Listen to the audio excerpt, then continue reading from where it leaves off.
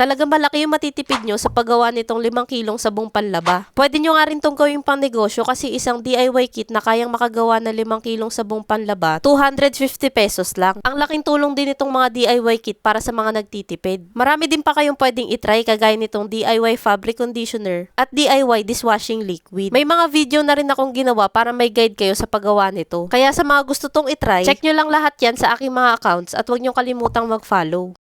Sa paggawa ng powder detergent, ito yung mga kailangan, yung stain remover, surfactant, foam booster, drying agent, speckles, at yung scent. Morning breeze nga pala yung pinili ko. May kasama na rin tong instruction na may 5 step at napakadali lang nitong sundan. Bumili nga rin pala ako ng lagayan na plastic at sticker. First step, kailangan nyo na lagayan na magkakasya 5 kilong powder. At sunod, kailangan nyo magsuot ng face mask at gloves para din nyo malanghap yung mga pinong powder at may protection din yung kamay nyo sa paghahalo ng iba't ibang ingredients. Third step, ibubuhos nyo lang lahat ng ingredients dito sa planggana. Ito yung drying agent, foam booster, surfactant, stain remover, speckles, at yung scent. Marami pa silang mga available scent at ito yung pwede nyong pagpilian.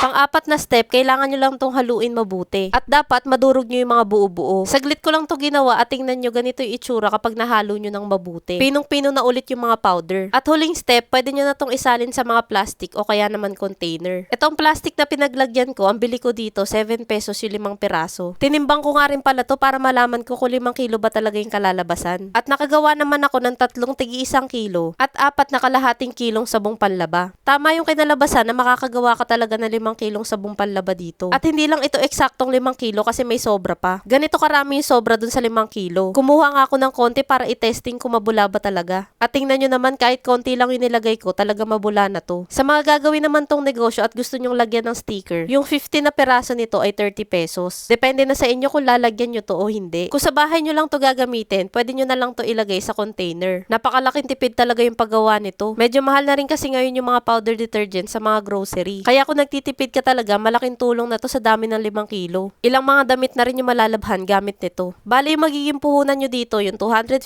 pesos na DIY kit, 7 pesos sa plastic kung hahatiin nyo to sa tigi-1 kilo, 30 pesos para sa sticker, at sa panghuli yung shipping fee. Kaya sa mga naghahanap ng pangnegosyo dyan, try nyo na yung mga iba't ibang DIY kit nila. Maliit lang kasi yung puhunan dito pero malaki yung tutubuin nyo. Ganito yung itsura kapag binenta nyo yung 500 grams na powder detergent at ganito naman karami yung 1 kilong sabong panlaba. Marami pa nga pala akong i-share sa inyo ng mga negosyo idea at mga tipid tips. Kaya para updated pa kayo sa mga bagong madidiscover ko, huwag niyo kalimutang i-follow ang aking mga social media accounts.